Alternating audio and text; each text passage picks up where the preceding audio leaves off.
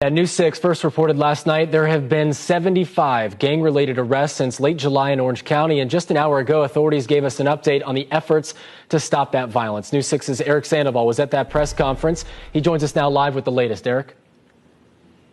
Yeah, Justin, part of this new effort we found out actually involves the FBI. A special agent was inside the operations center at a news conference within the last hour. He told us the agency is bringing in what he calls the Safe Streets Task Force.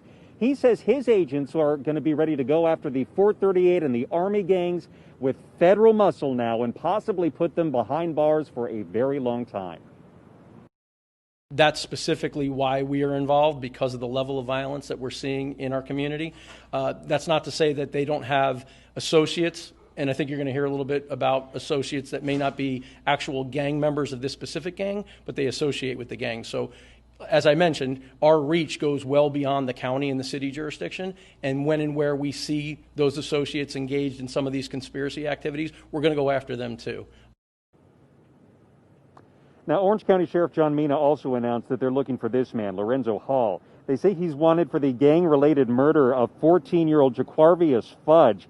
He also announced they've already made 2 other arrests in that case, putting 19-year-olds Chauncey Cleckery and Malachi Lamar Thomas both behind bars. Now, just as in any of the other cases we've been telling you about, including the 3-year-old and the 14-year-old who were killed in drive-by shootings, they need the community's help in bringing these people to justice.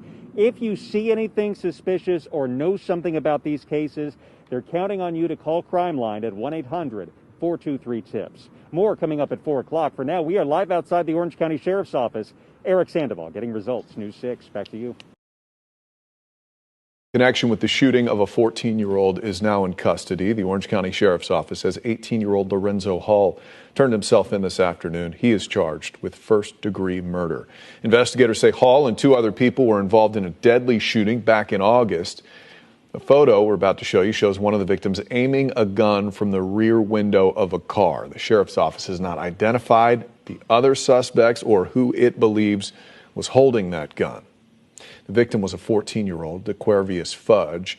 The Sheriff's Office says the shooting was gang-related. Well, the feds are now adding some muscle to the fight against gang violence in Orange County. The FBI announced today they are joining forces with the Orange County Sheriff's Office and Orlando Police to bring down 2 violent gangs. News 6's Eric Sandoval is at the Sheriff's Office with more. The FBI says they're going to be looking at all gangs in Orange County, but they're taking a key interest in the gangs 438 and the Army. Orange County Sheriff's detectives say they are behind the recent rash of violence here, and the FBI says they want to stop them. The focus on this targeted gang violence remains our #1 priority. And that's why Orange County Sheriff John Mina announced today the FBI is joining his agency and Orlando Police in dismantling these organizations. My primary concern is the level of violence. Assistant Special Agent Ron Hopper says the FBI is initiating their Safe Streets Task Force. He says this is where agents, often working undercover, go into neighborhoods impacted by gang violence and find those responsible. Already, Orange County Sheriff's deputies say they've made 75 gang-related arrests. Orlando Police say they've made 100. Together, they say they've confiscated 145 high-powered weapons. The FBI says federal racketeering charges could put gang members in prison for a very, very long time. The racketeering violations include things like homicide, robbery, drug distribution, and what we do is we look at taking all of those individual charges and collectively grouping them together. The way that we're going to be successful here is to basically put them behind bars for a very, very long time and take their guns away. Now, sadly, investigators say there have been casualties in this violence, specifically a 14-year-old boy and a 3-year-old boy, both shot in separate drive-by killings. Their killers have not been found. If you have any information to share, call Crime Line, 1-800-423-TIPS.